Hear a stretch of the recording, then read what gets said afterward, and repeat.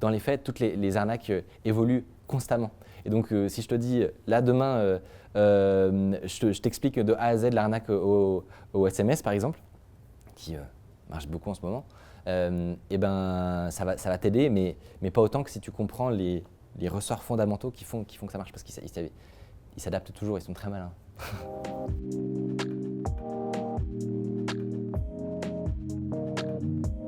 Mickaël, bonjour. Est-ce que tu peux nous présenter et nous dire qui tu es, d'où tu viens et ce que tu fais? Eh bien, bonjour, je m'appelle Mickaël de Marliave. Je suis actuellement vidéaste sur YouTube et sur Twitch et je suis développeur de formation. Et j'ai créé en 2017 mon premier média autour de la cybersécurité, de l'IA et de l'IT en général. Est-ce que tu peux nous parler un petit peu de ton enfance? Où est-ce que tu as grandi? Est-ce que tu as des frères et sœurs? On va nous parler un petit peu de ton enfance. Ouais, j'ai grandi un peu dans le sud de la France, à Pau, puis dans l'ouest parisien, dans les Yvelines. J'ai 2 frères et 2 sœurs, donc famille nombreuse. Et voilà, j'ai eu une enfance très heureuse et j'étais très très tôt pris dans ce qui est aujourd'hui ma passion. Donc dès que j'étais au collège, je passais pas mal de temps à apprendre la programmation, à développer des sites pour les copines de maman et à faire des jeux sur ma calculatrice au lieu de suivre les cours de maths. Et donc ouais, c'est un truc qui m'a pris vraiment très tôt. Comment tu expliques ça? Qu'est-ce qui t'a plu comme ça? Parce que tu parles de coder assez tôt. Ouais. Qu'est-ce qui t'a plongé là-dedans? En fait, l'histoire, c'est que paradoxalement, mes parents étaient assez frileux vis-à-vis de tout ce qui touchait aux écrans en fait et au temps que pouvait je vais recommencer cette phrase. Mes parents étaient plutôt assez frileux sur notre usage de la technologie et des écrans.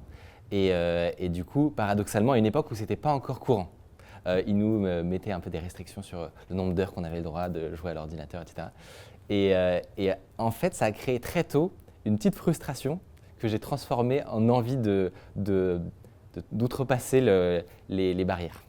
Et donc, typiquement, dès le collège, je passais ma vie à essayer de trouver des moyens de contourner les mots de passe de l'ordi, de trouver comment réinitialiser la session, comment craquer le mot de passe d'entrée, alors qu'encore une fois, j'étais encore très jeune, donc je ne comprenais rien en réalité à tout ce que je manipulais, mais c'était ma première porte d'entrée, c'était contourner les contrôles parentaux en fait. Donc on peut un peu dire que c'est né d'une frustration quelque part Ouais, à vouloir craquer des mots de passe. exactement, c'est vraiment ça.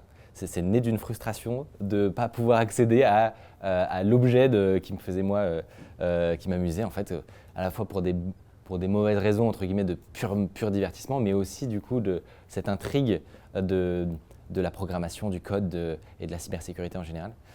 Alors justement, est-ce que malgré ces restrictions, tu passais beaucoup de temps en ligne? Et sinon, c'était quoi plutôt tes loisirs quand tu étais enfant? Et ben du coup, dans les faits, je me débrouillais pas trop mal, donc oui, j'arrivais à passer quand même pas mal de temps. En vrai, rétrospectivement, je rigole, mais rétrospectivement, je trouve que mes parents étaient plutôt assez visionnaires là-dessus. Parce qu'aujourd'hui, c'est devenu hyper courant en fait de se préoccuper du temps d'écran, tous les systèmes d'exploitation se sont mis à créer des systèmes d'encadrement pour les familles, parce qu'on a vu les proportions que ça prend maintenant. Mais en fait, à l'époque, c'était nul de faire ça. Moi, c'était un peu la honte vis-à-vis de mes potes d'avoir des temps de jeu limités, des trucs comme ça. Donc je leur reconnaissais entre guillemets. Et donc ouais, mes loisirs, c'était principalement ça. Je faisais quand même pas mal de sport. Je faisais du tennis. Donc j'étais pas non plus ce qu'on peut s'imaginer dans le cliché du passionné d'informatique qui reste dans sa chambre toute la journée. Et donc non, j'ai toujours été très fan de la montagne, par exemple. On partait en vacances à la montagne.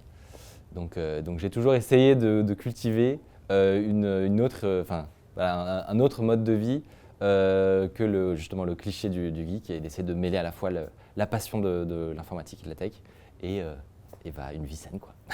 À l'école, comment ça se passait? Pardon. À l'école, comment ça se passait? Est-ce que tu étais plutôt bon élève? À l'école, je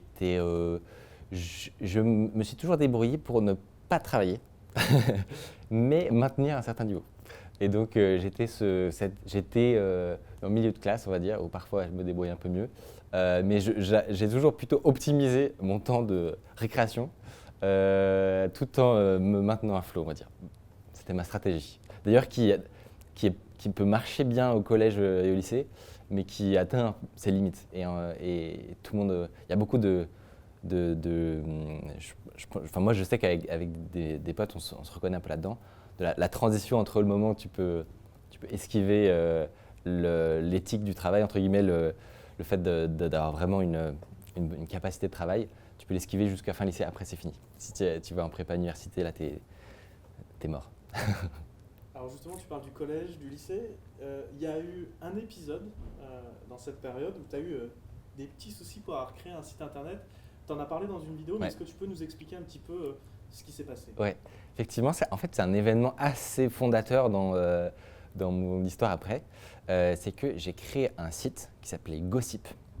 Et le principe, en fait, j'ai découvert après que c'était inspiré de la série Gossip Girl, mais je la connaissais pas du tout en fait. J'ai même pas fait exprès.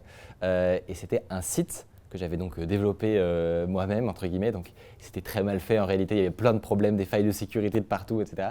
Mais moi c'était ma première appli en fait, mon premier réseau social entre guillemets, qui permettait de s'inscrire anonymement pour poster des messages, des rumeurs, des lettres d'amour, des choses comme ça.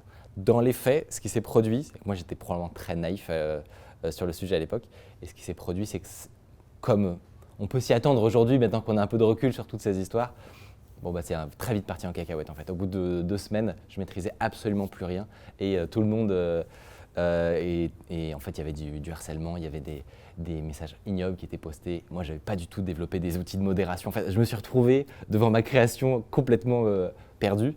Et surtout, ce qui s'est produit, c'est que j'ai découvert pour la première fois un phénomène viral.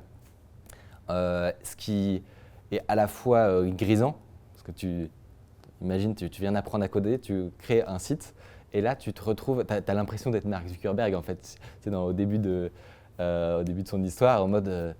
tout le monde parle de ton site à la fac. Alors moi, c'était au lycée. Effectivement, à la cour de récréation, tout le monde parlait de ça en mode vous avez vu Gossip, etc. Tout le monde se demandait qui était derrière ça. Et j'étais un peu dans la position jouissive mais flippante du créateur du truc et dont personne ne connaît l'identité. Tu vois. Donc il y avait un truc assez grisant, mais c'est aussi la première claque que je me suis pris sur la question de l'éthique de ce que tu crées en fait. Et effectivement, quand j'ai créé ce truc-là, je me suis dit on joue un petit peu avec le... Il y a un côté impertinent, c'est sûr, faire un site qui s'appelle Gossip pour propager de la rumeur. Bon, tu te dis, c'est pas une idée de génie a priori, tu vois. Mais donc j'en étais conscient, mais pas du tout au point de créer vraiment du mal, quoi. Et dans les faits, ça a conduit à des renvois dans des lycées de la ville, etc. Et donc oui, rétrospectivement, évidemment que c'était une énorme connerie. Et j'ai très bien fait de le fermer en fait au bout de 2 semaines, sous les conseils d'un avocat notamment. Et donc voilà. Donc au final, je pense que cette histoire n'aura pas fait trop de mal, mais moi, elle m'aura appris une très très bonne leçon par la suite qui est, ok, en fait, les outils numériques, le dev, toutes ces compétences-là qui sont encore relativement rares, mine de rien, eh ben, elle donne, dans un monde ultra numérique, elle te donne des pouvoirs de fou, et alors ça va être un peu cliché, mais du coup une responsabilité de fou. Et donc ça, c'est ma première prise de conscience à ce moment-là que je veux créer des trucs qui marchent, mais pas à n'importe quel prix, quoi. Juste dans le détail, c'était en quelle année? Oh là là, 2015 peut-être, quelque chose comme ça. Quand tu parlais de messages, pas forcément, enfin des messages de haine, du cyberharcèlement, on parle de quoi Je m'en rappelle plus, j'avoue. Non, mais Ouais. combien en termes de quantité? On parle de dizaines, de En, centaines? en fait, en 2 semaines, il y avait 2500 inscrits. Alors, on peut s'imaginer qu'un lycée de taille moyenne, ça a 7000 personnes en fait, peut-être même moins. Et donc il y avait tous les lycées, en fait, tous les collèges et les lycées de la ville étaient là, quoi. Il y avait, et en 2 semaines, faut se rendre, enfin, c'était complètement hallucinant. Et donc il y a eu il y a eu des mails des directeurs et des directrices des écoles qui ont contacté tous les parents en mode c'est une catastrophe ce site, faut pas aller dessus, machin. Donc là, c'est mes parents, ils étaient, au début, que ça amusait un peu parce qu'ils se rendaient pas compte en fait. Ils m'ont dit non mais là, arrête tes conneries, débranche le truc parce que là c'est pas possible, quoi. Tes parents, ils sont dans le milieu un peu d'informatique? Pas du tout, pas du tout.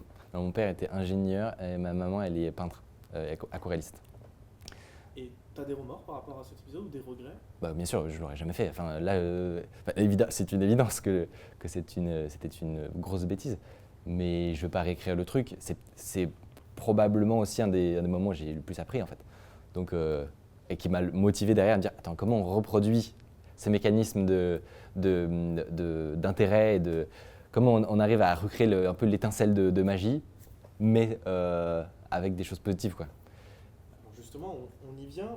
Quelques années plus tard, tu t'es lancé sur YouTube pour recréer cette étincelle de magie. Qu'est-ce qui t'a poussé à le faire, à créer cette chaîne YouTube?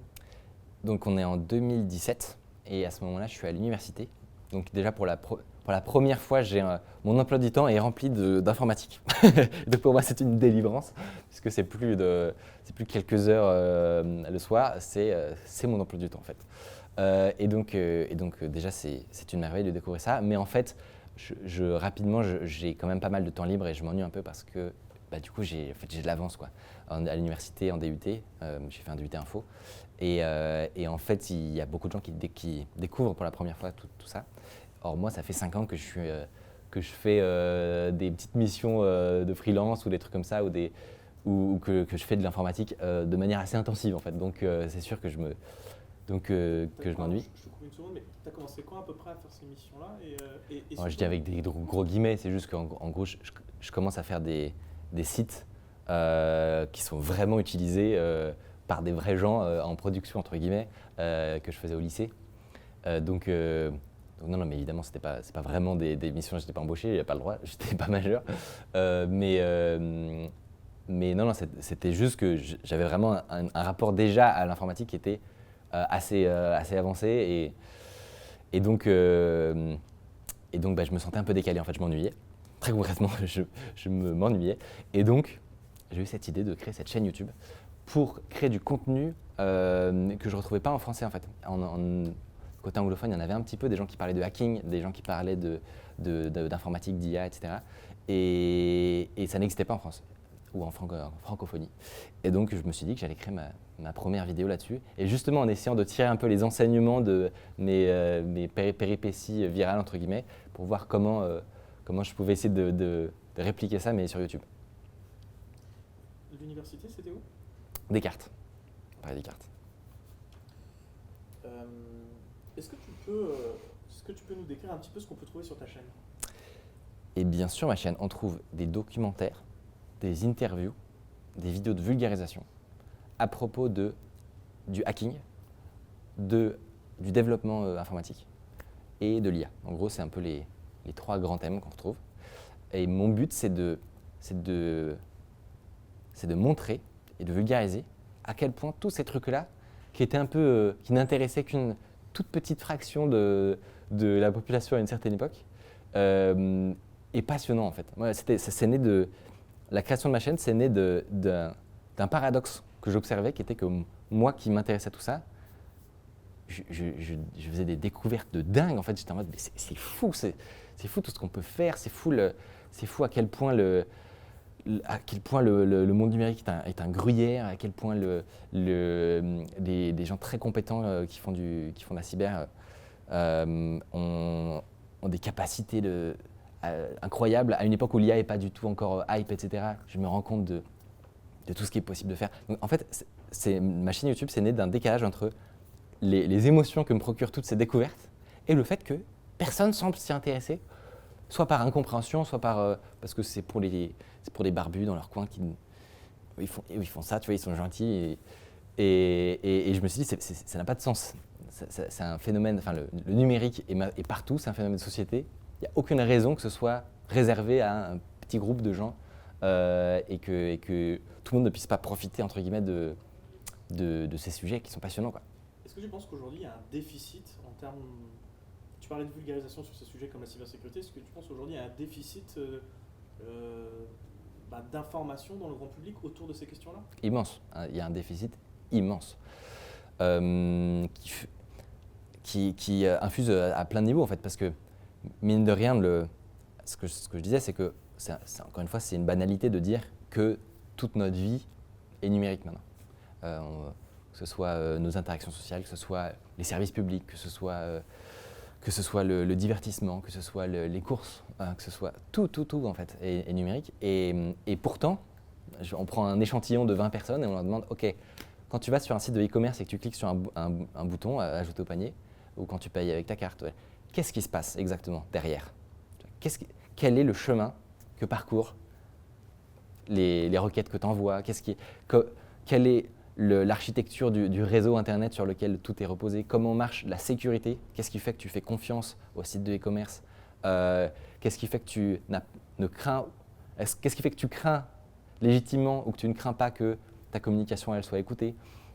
Et en fait, toutes ces choses-là, actuellement, peut-être que c'est une statistique tirée de mon chapeau, mais actuellement, je suis à peu près persuadé que cette compréhension échappe à encore une trop grande majorité de gens et que c'est un problème en fait.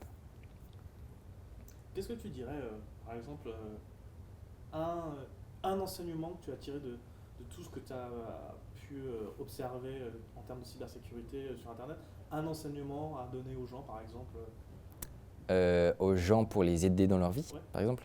ou pour éviter de faire, Ouais. de leur donner, soit comme ça mis à dispo sur Internet. Bonne question. Pour revenir dessus après. Ouais. En fait, je pense qu'il y a, je dirais qu'il y a en fait deux enseignements. Le premier, c'est on commence à être à l'aise et à être moins angoissé à l'idée de se faire pirater, de se faire voler, de se faire arnaquer, quand on a une meilleure compréhension justement. Donc en fait, il y a la connaissance permet d'avoir une relation bien plus apaisée à la technologie. Et notamment, moi, je me rends compte que très souvent, les gens, ils ont peur pour des mauvaises raisons. Par exemple, on leur a dit « faites attention !» Et donc, juste, ils sont tout le temps là à faire attention et ils sont juste constamment dans un état de stress dès qu'ils vont acheter quelque chose. Et en fait, c'est plus compliqué que ça. C'est fait attention dans certains cas. Il faut arriver à développer une sorte de sixième sens c'est quoi les patterns d'une arnaque. En fait, une arnaque, ça existe depuis bien plus longtemps que le numérique. En général, il y a des grands fondamentaux sur qu'est-ce qui constitue une arnaque. C'est l'urgence, c'est un rapport ascendant, par exemple, avec la personne qu'on a au téléphone. C'est un ton pressant, c'est passer par des autorités, par utiliser du déguisement, mais alors pour un mail de phishing, un déguisement, ça correspond à un logo, un faux logo du gouvernement ou d'une entité de confiance ou de la poste ou des choses comme ça. C'est l'appât du gain. Il y a des sortes de fondamentaux comme ça qui ne sont pas différents d'avant, mais juste qu'il faut mieux comprendre, mieux appréhender avec ces outils numériques.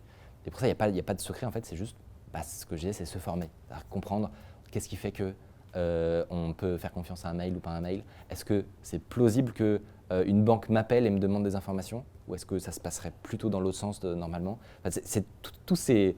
Donc je suis désolé, ce n'est pas un conseil précis parce que dans les faits, toutes les arnaques évoluent constamment. Et donc si je te dis, là demain, je t'explique de A à Z l'arnaque au SMS par exemple, qui marche beaucoup en ce moment, et ça va t'aider, mais pas autant que si tu comprends les ressorts fondamentaux qui font que ça marche, parce qu'ils s'adaptent toujours, ils sont très malins. Est-ce qu'au fil de tes enquêtes, tu as déjà eu affaire avec les autorités, avec la police de façon générale? Oui, c'est-à-dire que nous, typiquement, on a souvent recours à des interviews, à de l'aide pour mieux comprendre la cybercriminalité. Donc typiquement, on en parlait en off, mais quand on parle d'un certain type d'arnaque au faux support technique, par exemple, donc les call centers souvent de l'étranger qui font peur souvent à des personnes plus âgées qui sortent des épouvantails comme quoi ton ordi est infecté, en fait, tu as besoin d'acheter leur solution et qui te mettent la pression au téléphone. Ce genre de phénomènes sont hyper suivis et documentés par certains organismes de l'État. Donc par exemple cybermalveillance.gouv.fr, on avait effectivement fait des interviews. Donc oui, ça arrive parce que c'est aussi parfois là où il y a la connaissance en fait du milieu cybercriminel et de la criminalité. Ouais. Mais est-ce que toi, par exemple, quand tu fais ton format où tu récupères des vieux disques durs et tu vas fouiller dedans, voir si tu trouves des données sensibles, est-ce que ça, par exemple, je pense notamment à dans ta vidéo, tu expliquais que tu avais trouvé des données sensibles d'une Ouais. société. Est-ce qu'à ce moment-là, tu es contacté aussi par les autorités pour te demander un peu qu'est-ce que tu fais En fait, objectivement, non. En général, il y a, il y a des processus très cadrés en fait, pour, quand tu découvres une fuite de données. Donc là-dessus, nous, on ne réinvente pas la roue. Hein. N'importe quelle société aujourd'hui qui trouve des données sensibles ou des fuites, etc., elle a un protocole, elle contacte le CERT, elle fait comment on appelle ça en français responsible disclosure, mais en français ce serait, vous savez pas, disclosure, comment tu dirais? C'est une, communication? ouais, voilà. Donc tu ferais une communication responsable de la découverte en contactant l'entreprise en question, etc., lui expliquer soit qu'il y a une fuite de données, soit qu'il y a une vulnérabilité, etc. Donc là-dessus, on a de la chance aussi d'être entouré par des professionnels du secteur, que nous ne sommes pas. Nous, en fait, on est plus proche du journalisme que du pentest ou que de l'expertise cyber. Et donc, oui, si ça arrive, ce qui est quand même très rare, hein, honnêtement, et ben, on sait contacter les bonnes personnes pour qu'ils nous encadrent et qu'ils nous aident. Ouais. Tu as fait une vidéo il y a quelques temps où tu infiltrais un réseau d'arnaqueurs justement qui faisaient des arnaques aux faux conseillers bancaires. Quand tu fais ce genre de vidéo, est-ce que derrière tu n'as pas peur d'avoir des problèmes avec des criminels, avec des réseaux criminels, des Ouais. choses comme ça, parce que tu t'exposes quand même beaucoup? En effet, on s'expose, pas plus que en fait, d'autres médias d'investigation, hein, c'est pas si différent. Dans les faits, en général, nous, on va s'intéresser bien plus à un phénomène qu'à une personnalité ou une entité. C'est-à-dire que notre enquête sur les réseaux cybercriminels d'arnaque aux faux conseillers bancaires, aux faux SMS, etc., nous, ce qui nous intéresse là-dedans, c'est surtout quel est ce phénomène, quels sont leurs procédés, quelle est la méthode, tu vois. Et en fait, on va pas, on n'est pas la police, en fait, on cherche pas à épingler telle ou telle personne. Et donc ça fait que globalement, il y a une certaine distance vis-à-vis des gens. Et donc de leur point de vue, en fait, là, on ne représente pas une menace de fou. Simplement, on documente ce qui se passe à l'intérieur. Même à l'inverse, il y en a qui sont moi, j'en ai vu de ce secteur, de ce milieu, qui nous ont contactés en mode, franchement, moi, en tant qu'arnaqueur, j'ai trouvé ça intéressant, notamment l'analyse un peu sociologique que vous faites sur comment se passe, c'est comment d'être au sein de ces milieux-là, qui sont parfois très très toxiques en fait, et où il n'y a aucune confiance qui règne, etc. Et donc non, honnêtement, il n'y a pas de grosses craintes. Et puis dans les faits, ils savent quand même qu'on a, c'est bête, mais on a, dans les interviews de la chaîne, tu vois, on interviewe les agents de la DGSE ou des gens de la DGSI. Donc globalement, il n'y a pas de... Tu te lèves pas un matin en te disant et si j'allais menacer Micode, ça n'a pas vraiment de sens, tu vois. Est-ce que quand même tu as mis en place des moyens de te protéger, ou en tout cas de faire en sorte que tu sois pas une cible? Peut-être, je ne vais pas communiquer dessus.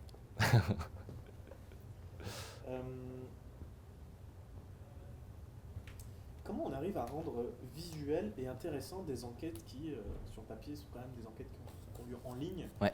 Derrière un ordi? Comment on fait pour rendre ces enquêtes intéressantes pour le grand public? Eh bien, en fait, nous, ce qu'on essaie de faire à chaque fois, c'est de faire vivre l'excitation de l'enquêteur. C'est-à-dire qu'en fait, là encore, c'est quasiment aussi important que le sujet dont on parle, en fait. Moi, je veux à la fois qu'on sorte de l'enquête en ayant mieux compris tel type de criminalité, etc., mais surtout en ayant compris l'intérêt de l'enquête, entre guillemets, mais au sens large, c'est-à-dire que les gens, personne va devenir détective a priori, statistiquement, mais cette excitation, elle est totalement réplicable pour chacun, pour se protéger, pour enquêter sur un site de e-commerce avant d'acheter, pour vérifier si un truc est une fraude, une arnaque, etc. On a envie que cet esprit de l'enquête, qui peut ressembler, tu le disais, à du fact-checking en fait aussi, ou à de l'OSINT, et on a envie que ce soit que plus de gens découvrent à quel point c'est puissant et utile. Et donc, pour y arriver, ça passe effectivement par du storytelling, leur faire participer un peu à l'enquête, plus que leur donner les résultats directement. Très souvent, ce qu'on essaie, et la méthode, c'est leur faire participer à chaque énigme en fait. Et alors parfois, honnêtement, ça passe aussi par changer l'ordre de certaines découvertes ou des choses comme ça. Moi, typiquement, pendant l'enquête, peut-être que je vais avoir telle information avant telle autre, mais pour le besoin du storytelling, eh ben, il va y avoir un changement d'ordre, etc., juste pour améliorer l'expérience du spectateur qui a l'impression de regarder un peu Sherlock Holmes. Tu vois. Donc c'est un peu ça, je dirais, notre recette. C'est de te faire participer en te donnant les indices et que tu aies un effet « Ah ouais, j'avais pas pensé, enfin voilà, te donner un peu le plaisir de l'enquête. » Tu vois un peu comme un Sherlock Holmes des internets?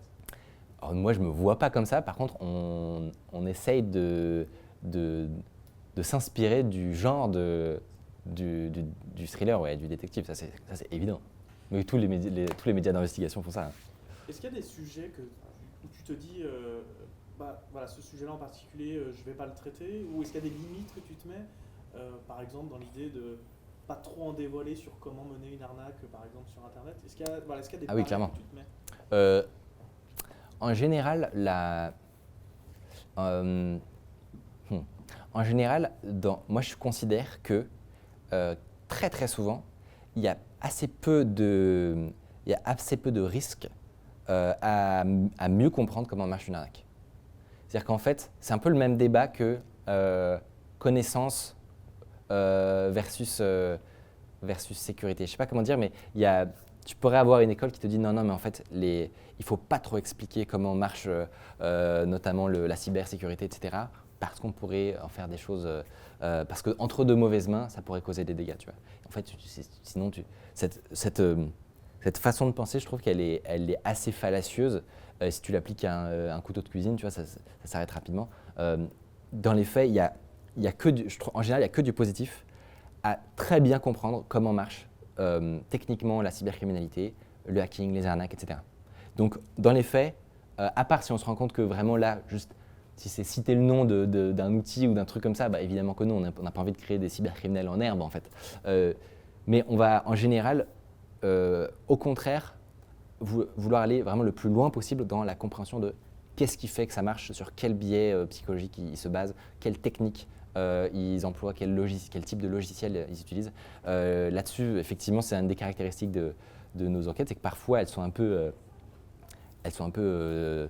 techniques, quoi. Donc, par moments inaccessibles. Donc, en général, on essaie d'enrober tout ça quand même. Mais effectivement, c'est pour le coup une des lignes qu'on a toujours eues, c'est de pas vraiment se donner limite dans la complexité et de vouloir expliquer même le plus compliqué, parce qu'on pense qu'à la fin, c'est très largement bénéfique en gros. Peut-être qu'il y en aura 3-4 personnes dans l'audience qui vont se découvrir un futur de cybercriminel après notre vidéo, et je le déplorerai.